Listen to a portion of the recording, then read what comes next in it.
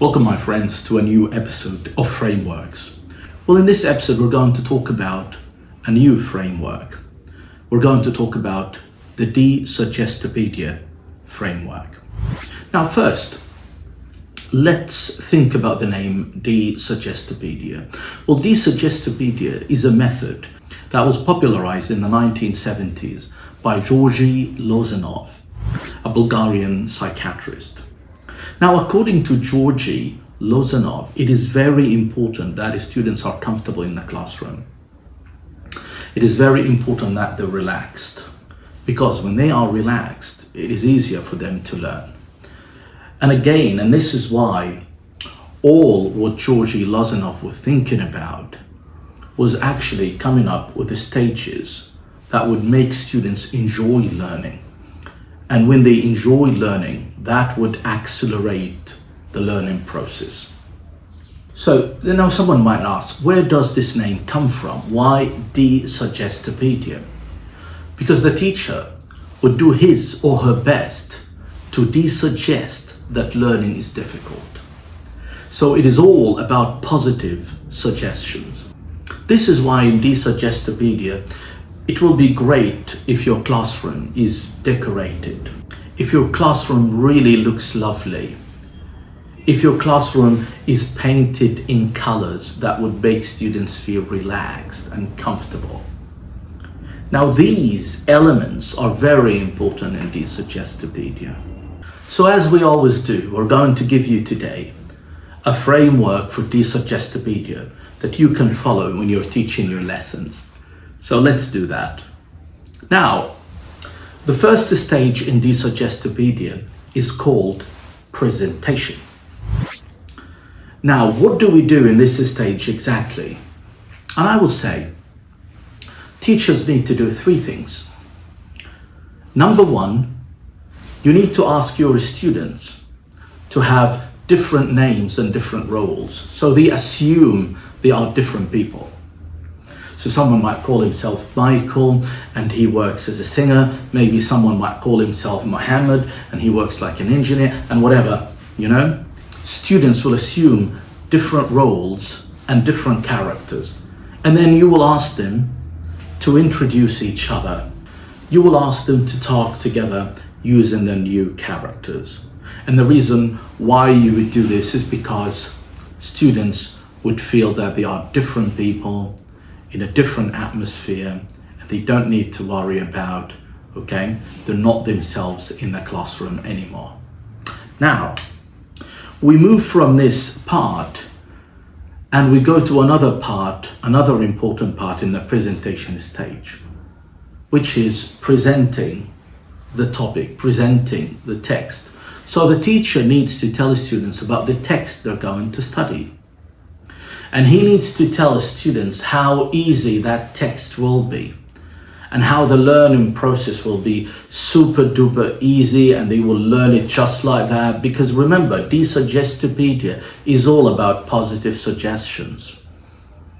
So it is very important that the teacher would say, this is going to be a very, very easy lesson and we're going to work with an amazing text. You will really love it. You will find it super easy. So this is very important to be done in the presentation stage.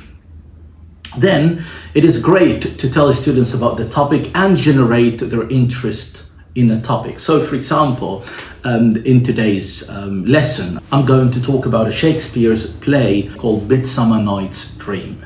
Midsummer Night's Dream. So now it's very important to tell them about how interesting this would be, how great this play is, and then also ask them how much they know about Shakespeare, whether they watched some Shakespearean dramas turned into movies, get them interested in the topic.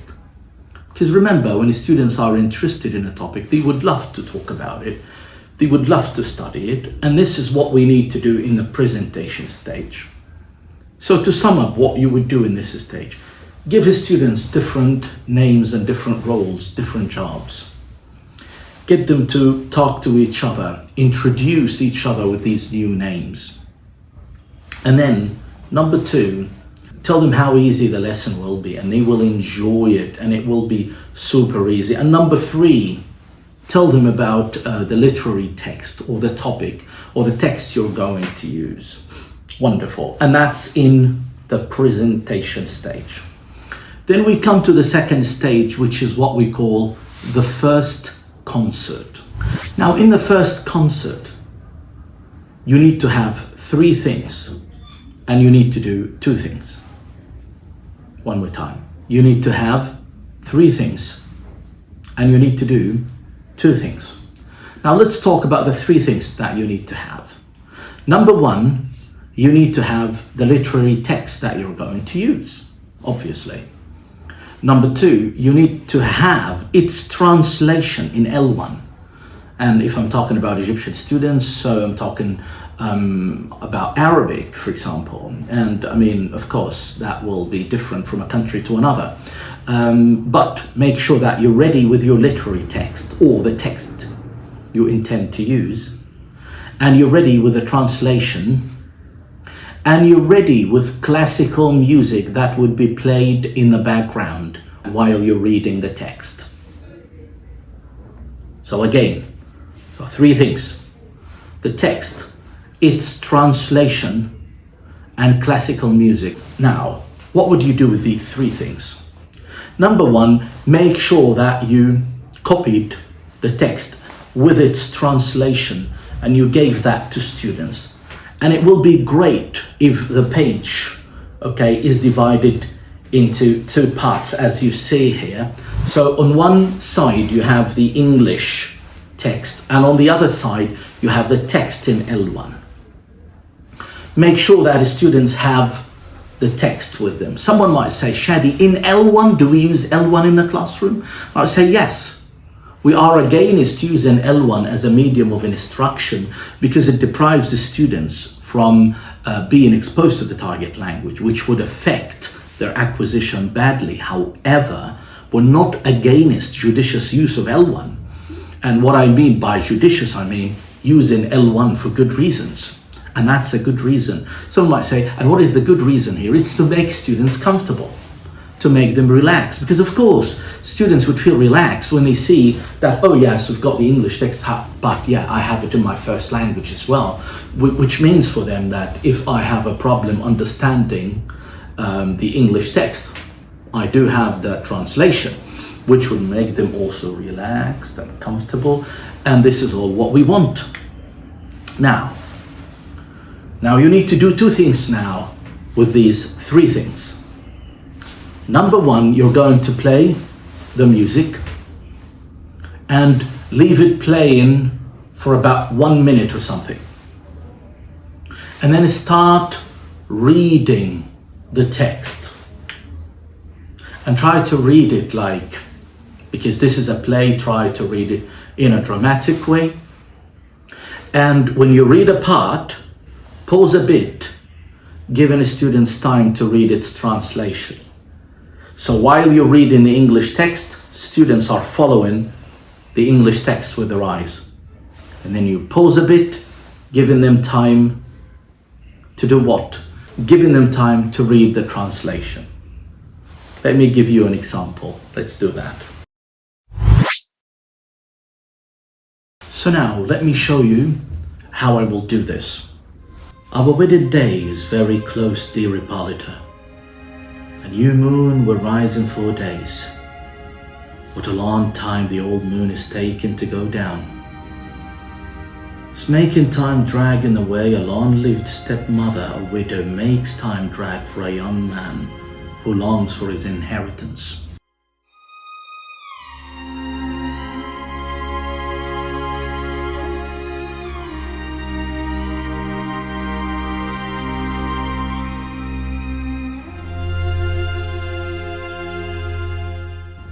Four days will quickly turn into 4 nights, and we'll just dream those nights away.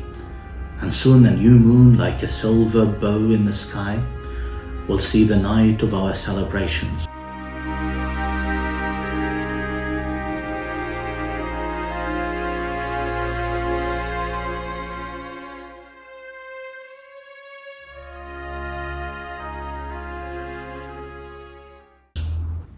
Now, as you saw, the music is in the background. I read a block and I leave time for my students to read the translation. So they move their eyes with me while I'm reading the English text. And then I leave them time to read the L1 text. Now, after this, I will ask my students to stand up. And I will read again. But this time I'm not going to read a whole block. No, maybe I'm going to read sentences. And I will pause after each sentence so students can repeat after me. And if I feel that the sentence is too long, I will make it a clause or a phrase and then they repeat after me. And the reason why I would do this is because I want them to be trained to pronounce the text correctly because of what happens in the coming stages. Now, let's see how I will do this. And again, music is still in the background. Our wedding day is very close, dear Hippolyta. The new moon will rise in 4 days. What a long time the old moon is taking to go down. It's making time drag in the way a long-lived stepmother or widow.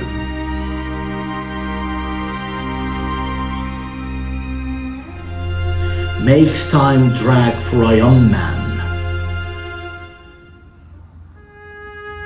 who longs for his inheritance. So, as you see, music is in the background, but this time I'm not reading a whole block. I'm reading sentences, clauses or phrases, and they are repeating after me. Now, this is now what we call the first concert. Now, after the first concert, we move to the third stage, which is the second concert. Now, in the second concert, I will ask my students to put the text down. So now, they don't look at the text anymore. And they just listen to me reading the text naturally.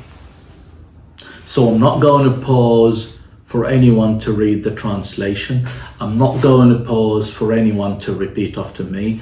I'm going to read it naturally, exactly as if they were attending one of Shakespeare's play in reality, as if they were in the theatre.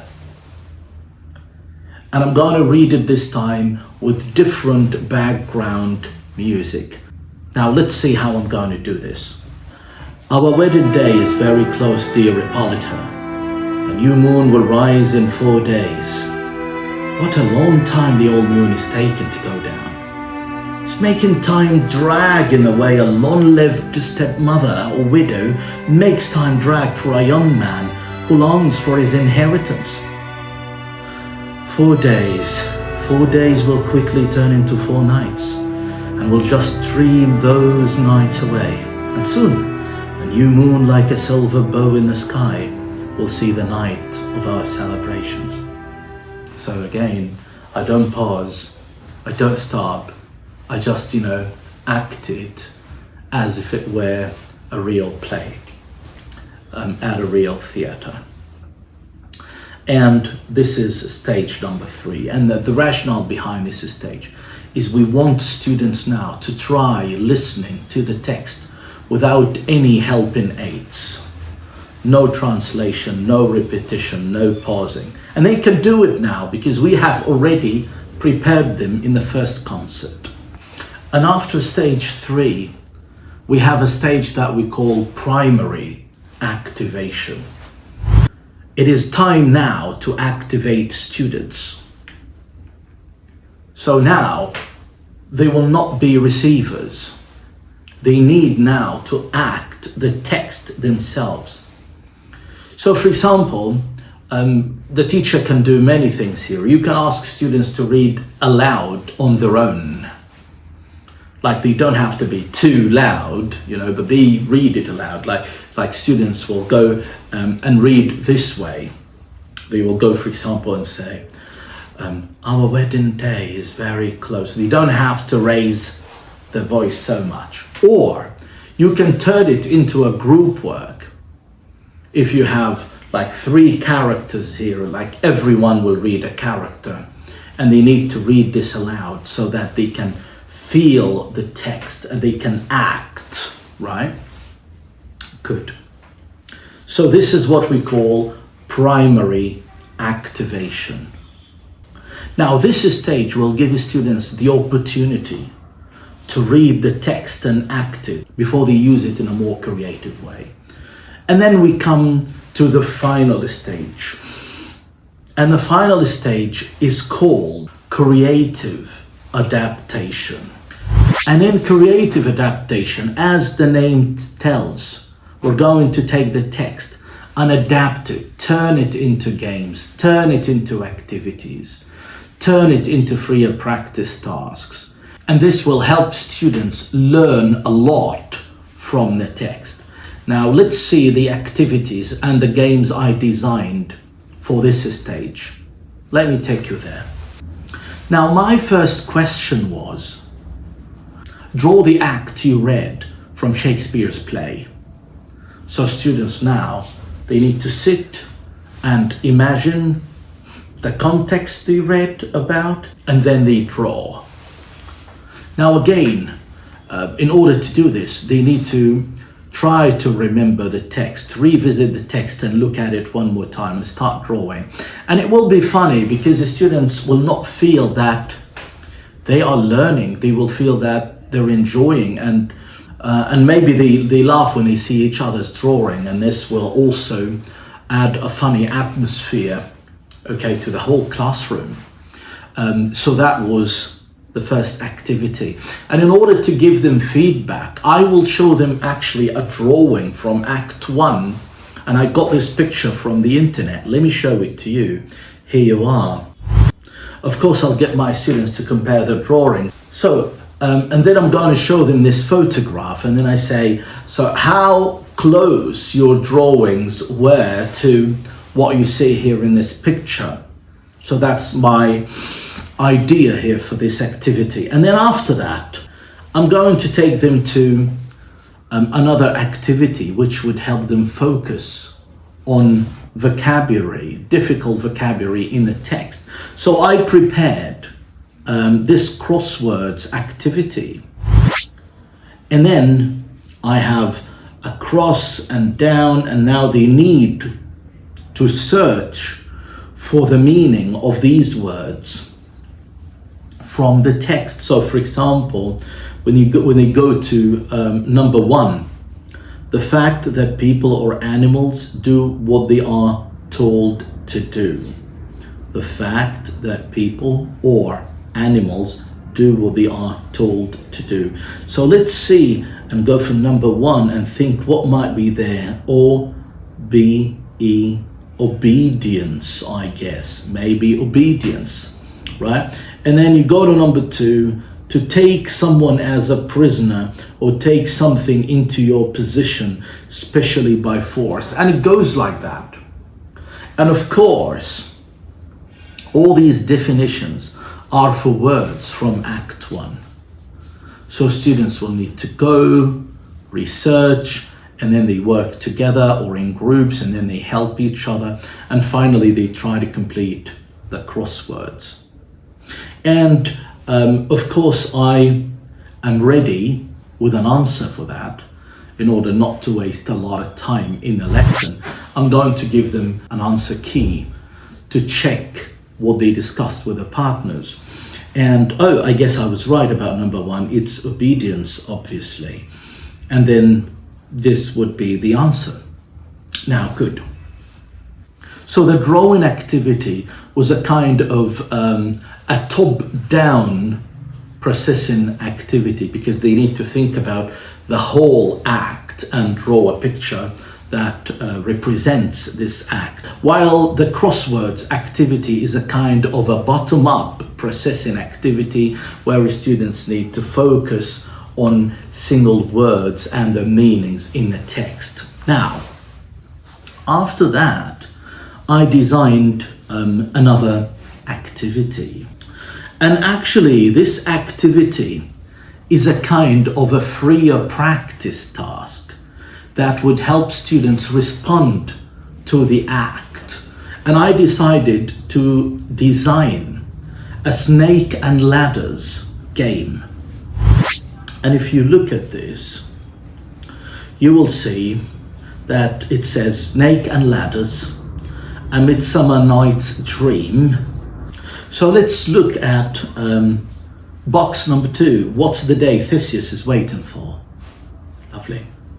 What did Theseus ask Philostrate to do? Number 4, for example, how do you think Theseus came to know Hippolyta? And all questions go like that, and students will need to go back to the text to answer some of these questions. And then some questions are more open, like 35. Do such conflicts exist nowadays? Give examples. For example, number 43. Do men these days use Lysander's ways to make women fall in love? If no, then what do they do? So stuff like that. Right? Good. Now, so if you look at my creative adaptation, in my creative adaptation, I ran 3 tasks that look like games. Number 1, a drawing task. Number 2, crosswords. And number 3, snakes and ladders. So as you see, in this Desuggestopedia lesson that was based on Midsummer Night's Dream by William Shakespeare, we followed some wonderful stages. Stage number 1, presentation. Stage number 2, first concert. Stage number 3, second concert. Stage number 4, primary activation. Stage number 5, creative adaptation. I hope you enjoyed this Desuggestopedia framework. Thank you so much, my friends. Bye-bye.